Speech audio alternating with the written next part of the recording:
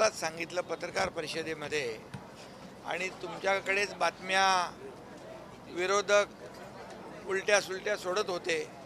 हा आमच्या संपर्कात आहे, तो आमच्या संपर्कात आहे, अमका आहे, यांचं काही झालेलं नाही. पण मी काल 6च्या 6 खासदार तुमच्या पत्रकार परिषदेसमोर त्यांना आणलं आणि पत्रकार परिषदेमध्ये सर्व मी खुलासा काल केला आणि पूर्णपणे कालच मी म्हणालो की आम्ही कुठलंही ऑपरेशन अर्धवट सोडत नाही, पूर्ण करतो, फुलप्रूफ करतो. त्याप्रमाणे खासदारांचं ऑपरेशन टायगर सक्सेसफुल झालं आणि त्या सगळ्या प्रक्रिया कायदेशीर आणि ज्या घटनात्मक प्रक्रिया आहेत ह्या संपूर्णपणे पूर्ण झालेल्या आहेत. सगळे 6च्या 6 खासदार खुश आहेत. आताच मला 2 खासदार भेटले आणि ते शिवसेनेमध्ये, मूळ शिवसेनेमध्ये बाळासाहेबांच्या विचारधारेने प्रेरित झालेली शिवसेना, विचारांची शिवसेना, हिंदुत्वाच्या विचारांची शिवसेना, सर्वसामान्यांच्या मनातली शिवसेना, या ठिकाणी त्या शिवसेनेमध्ये ते काल आलेत आणि आमच्या परिवारामध्ये आलेत. त्यामुळे ते खुश आहेत. आमचे आता अगोदरचे 7 खासदार, हे 6 खासदार, आता एक मोठी टीम तयार झालेली आहे 13 खासदारांची. राज्यसभेमध्ये 2 खासदार, असे 15 खासदार, एक मोठी टीम या ठिकाणी तयार झालेली आहे. आणि त्यामुळे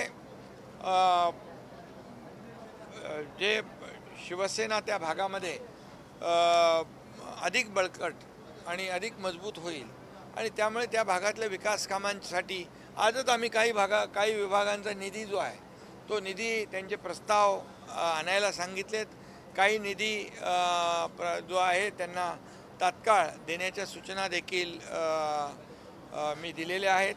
आणि त्यामुळे आता जो विकास निधी, मतदारसंघाचा विकास, हा त्यांचा अजेंडा होता आणि त्याला आम्ही सुरुवातही केलेली आज. त्यामुळे खऱ्या अर्थाने NDAची ताकद जी आहे, आता NDAची ताकद वाढलेली आहे. प्रधानमंत्री, आपले यशस्वी प्रधानमंत्री, लोकप्रिय प्रधानमंत्री मोदीजी हे जे काही देशाला आर्थिक महासत्तेकडे नेण्याचा संकल्प जो केलेला आहे, त्यांच्या NDAची ताकद यामध्ये वाढलेली आहे. आणि म्हणून मी कालही सांगितलं की देशाचे प्रधानमंत्री नरेंद्र मोदीजी यांच्याकडून गेल्या 10 वर्षामध्ये 12 लाख कोटीचा निधी महाराष्ट्राला मिळाला, विकास निधी. गृहमंत्री अमित भाई, सहकार मंत्रालय, त्यांच्याकडे 10,000 कोटी रुपये या महाराष्ट्राला साखर कारखान्यातले उद्योग आणि शेतकरी यांना मदत देण्याचा निर्णय त्यांनी घेतला. नक्षलवाद संपवण्याचा निर्णय घेतला. त्यामुळे एक महाराष्ट्राचं योगदान या देशाच्या विकासामध्ये देखील मोठ्या प्रमाणावर आहे. आणि त्यामुळे मोदीजी देखील महाराष्ट्राला पैसे देताना कधी हात आकडता घेत नाहीत. म्हणून डबल इंजिनच्या सरकारमध्ये हे 6 खासदार आलेले आहेत आणि त्यांचं मी स्वागत केलं आहे आणि ते खुश आहेत. साहेब, गीतेंचा पक्षप्रवेश झालेला आहे आपल्याकडे, ज्या गीतेंनी आपल्याच दराडे साहेबांना पाडलं आणि त्यांना आपण आता पक्षप्रवेश दिला, यावरनं उलटसुलट टीका आता विरोधक करताना पाहायला मिळतात. बघा, गोकुळ गीते हे अपक्ष निवडून आले. ते शिवसेना पक्षात थेट प्रवेश करू शकत नाहीत कायद्याने आणि म्हणून त्यांनी शिवसेनेचं सहयोगी पक्ष म्हणून, सहयोगी सदस्य म्हणून त्यांनी काल शिवसेनेमध्ये आणि माझ्याकडे इच्छा व्यक्त केली. खासदार डॉक्टर श्रीकांत शिंदे यांच्या संपर्कात होते आणि दराडेंना देखील या गोष्टीची कल्पना दिलेली आहे. आणि दराडे देखील म्हणाले की संघटना पक्ष या ठिकाणी त्याची ताकद वाढत असेल तर यामध्ये अशा प्रकारचे जे काही आपल्याला निर्णय घ्यावे लागतात. नरेंद्र तराडे यांना तुम्ही शब्द दिला होता, नरेंद्र तराडे यांना युनिफॉर्म सिव्हिल कोडवरती युनिफॉर्म सिव्हिल कोड जो आहे त्याच्यावर शिवसेनेची भूमिका पहिल्यापासून सकारात्मक आहे.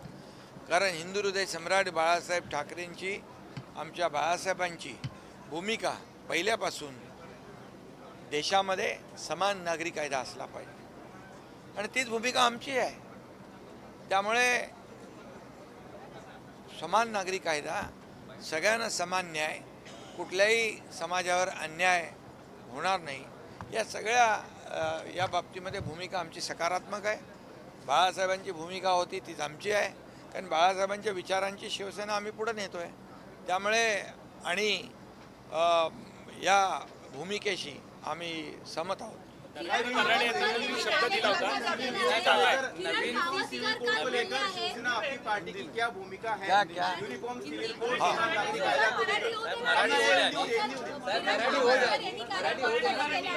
बाळासाहेब ठाकरेंनी जेव्हा सांगितलं होतं उद्धवला सांभाळा आदित्यला सांभाळा पाळणाघर आहे का असं वक्तव्य किरण पावसकर असं बघा, तुम्ही आहे ना पत्रकार लोक अर्धे त्यांचे वाक्य दाखवता आणि अर्धे वाक्य तोडून टाकता. त्यांनी आता पत्रकार परिषद घेतली ना, त्यांनी सांगितलं ना, स्पष्ट खुलासा केला ना. त्यांनी बाळासाहेबांच्या वक्तव्यावर भाष्य केलेलं नाही, परवाच्या मेळाव्यातल्या वक्तव्यावर भाषण केलेलं आहे. बाळासाहेब आमचं दैवत आहे आणि बाळासाहेबांचा अनादर कोणीच करू शकत नाही. किरण पावसकर नाही, एक साधा शिवसैनिक पण करू शकत नाही. नवीन सेना भवनासंदर्भात जागांची चाचपणी सुरू असल्याची माहिती मिळते. दादर आणि बीकेसी काय कोणाला पोटात कोणाचा प्रॉब्लेम आहे काय? अरे काम करायला ऑफिस नको का? बाळासाहेब भवन आहे, आणखी कार्यालय, शिवसेना मोठी होती आहे, संघटना मोठी होती आहे, मग कार्यालय नको? मग काय कोणाला काय प्रॉब्लेम आहे? 2029च्या निवडणुकीला जे खासदारांनी प्रवेश केलाय, ज्या खासदारांनी प्रवेश केलाय 2029ला, त्या खासदारांसाठी शिवसेनेमधून तीच उमेदवारी असणार आहे. काल मी यावर बोललेलो आहे. ज्या 6 खासदारांनी शिवसेनेमध्ये प्रवेश केला आहे ते 2029ला शिवसेनेच्याच तिकिटावर निवडणूक लढवतील आणि महायुतीचे उमेदवार म्हणून निवडून येतील. संदर्भातला संघर्ष सुरूच राहणार म्हणून ओमराजेंची ही राजकीय भूमिका आहे. त्यांचा जो काही राजकीय त्यांच्या वडिलांच्या हत्येचा आणि तो विषय आहे, त्यामुळे त्यांचं जे काही राजकीय काय आहे, परंतु आता ते जे आलेले आहेत त्यांच्या त्या भूमिकेच्या बरोबर आम्ही स्वतः आहोत, त्यांच्या पाठीशी आम्ही उभे आहोत. कारण फक्त विकास प्रकल्प नाही, त्यांच्या प्रत्येक अडीअडचणीमध्ये शिवसेना त्यांच्यासोबत राहणार आहे. आणि असं तुम्हाला कोणी सांगितलं आहे? काय सांगितलं तुम्हाला? आमचा अजेंडा हा विकास आहे. तुम्ही पॉझिटिव्ह कधीतरी विचारणार का? निगेटिव्ह तुम्हाला विचारायला सांगितलेलं आहे. सकारात्मक भूमिकेतून पत्रकारांनी जायला पाहिजे आणि चांगलं कुठे घडत असेल त्याला तुम्ही सपोर्ट केला पाहिजे. असं काय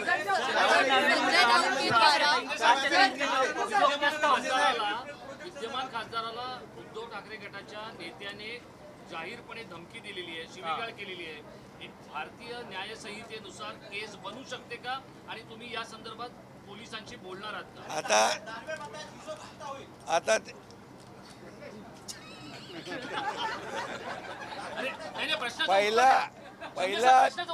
पहिला त्यांनी आत्मचिंतन करावं, स्वतःचा हिशोब पहिला करावा. शिंदे साहेब, प्रश्नाचं उत्तर द्या. मी सांगतो, कायदा हातात घेण्याचा अधिकार कोणाला नाही. कायदा सुव्यवस्था राखण्याची जबाबदारी शिवसेनेची आहे. आणि कोणाला त्यांनी म्हटलेलं आहे? संजय पाटलांना. संजय पाटील स्वतः दबंग आहेत आणि अशा धमक्यांना या अशा पोकळ धमक्यांना ते घाबरत नाहीत, घाबरणार नाही. तुमच्याही नावाचा उल्लेख केला आणि तो रोज केला जातो. माझा जेवढं नावाचा उल्लेख करतात तेवढे ते खड्ड्यात जातात आणि माझ्याकडे लोक जास्त येतात. संजय लीला पाटिल खुद बॉम्ब डालने की बात करते हैं, बंदूक दिखाने की एक्शन करके बॉम्ब डालने की बात करते हैं एक सांसद. कौन? देखिए, संजय लीला ये तो लोकशाही के खिलाफ है. मैं उस पर कोई टिप्पणी करना नहीं चाहता हूँ. जो लोक प्रतिनिधि होने के बावजूद ऐसे बेतुनी बातें करता है, गंदी बातें करता है, उस पर मैं क्या बोलूँगा? आप ही के सांसद मुझे अभी उस पर बात कुछ करनी नहीं है. हमारे जो सांसद है, ये सांसद जो है ये डेवलपमेंट के लिए आए हैं और हम किसी को अड़ाने के लिए नहीं, किसी को तोड़ाने के लिए नहीं, हम शिवसेना बढ़ाने के लिए आए हैं। कल 4 विधायक एब्सेंट थे, आगे शिवसेना और बढ़ेगी, आने वाले दिनों में देख पाएंगे विधायक ये बात आप उनको पूछिए, मुझे पूछने की आवश्यकता नहीं। कल का झटका उनको बहुत जोर का बैठा है, आज सदन में उसके परिणाम दिख रहे थे, उनका संतुलन बिगड़ चुका है।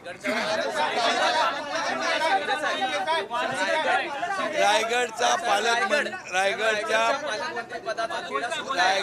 पालकमंत्री पदाचा तिढा लवकरच सुटेल। तटकरे आणि भरत गोगावले दोघांनी चर्चा केलेली आहे। मी स्वतः मुख्यमंत्री महोदयांशी बोललेलो आहे आणि लवकरच तो तिढा यूनिफॉर्म सिविल कोड को लेकर शिवसेना की क्या भूमिका? मैंने कहा यूनिफॉर्म सिविल कोड जो है समान नागरिक कानून, ये हमारे बाला साहब ठाकरे जी की पहले से भूमिका रही है और आज देश के प्रधानमंत्री नरेंद्र मोदी जी भी सकारात्मक है और शिवसेना ये यूनिफॉर्म सिविल कोड के बारे में सकारात्मक भूमिका हमारी है। देश में समान नागरिक कानून होने की आवश्यकता है, सभी को समान न्याय और मिलना चाहिए, ये भूमिका शिवसेना की है। आपण मुख्यमंत्री असताना छत्रपती संभाजीनगर या ठिकाणी वॉटर ग्रिड प्रोजेक्ट संदर्भात 2 वेळेस बैठक पार पडली, 4,500 कोटींची तरतूद करण्यात आली होती, मात्र त्याच्यावर इम्प्लिमेंटेशन नाही झालं। संभाजीनगरची पाणी पुरवठा योजनेचं काम सुरू आहे। मराठवाडा वॉटर ग्रीड देवेंद्रजी मुख्यमंत्री पहिले असताना त्याला मान्यता मिळाली होती। महाविकास आघाडीचं सरकार आल्यानंतर मराठवाडा वॉटर ग्रीड ते थंड बस्त्यामध्ये बांधून टाकलं। मराठवाडा वॉटर ग्रीड प्रकल्प रद्द केला। तो मी जेव्हा मुख्यमंत्री झालो त्यावेळेस मराठवाडा वॉटर ग्रीड पुन्हा आम्ही त्याला सुरुवात केलेली आहे आणि मराठवाडा वॉटर ग्रीड हा प्रकल्प होणार। मराठवाड्याचा दुष्काळवाडा हे नाव जे आहे हे पुसून टाकण्यासाठी, कायमस्वरूपी तिकडचा दुष्काळ मिटवण्यासाठी मराठवाडा वॉटर ग्रीड महत्त्वाचा आहे आणि या बाबतीमध्ये आमची जेव्हा मी होतो, देवेंद्रजी होते, प्रधानमंत्री मोदी साहेबांशी चर्चा झाली तेव्हा त्यांनी सांगितलं इंट्रास्टेटमधले जे प्रकल्प आहेत, नदीजोड प्रकल्प, याला नदीजोड प्रकल्पाला प्राधान्य द्या आणि नदीजोड प्रकल्प जे आपल्या अंतर्गत राज्यातले आहेत त्या प्रकल्पांना प्राधान्य दिलं तर मोठ्या प्रमाणावर लोकांना दुष्काळापासून आपण दिलासा देऊ शकतो।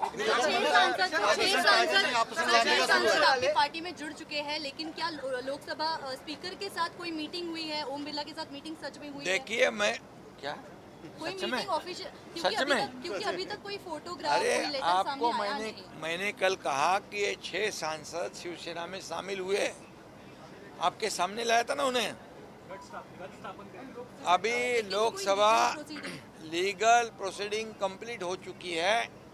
लोकसभा अध्यक्ष जी के पास जो भी कानूनी कार्रवाई करनी थी, जो भी घटनात्मक कार्यवाही उनके पास करनी थी, वो सब पूरी हो चुकी है और इसीलिए कोई भी कुछ भी कहे आप उस पर भरोसा मत रखो। सत्ता संघर्ष सुरू आहे असं म्हणतात।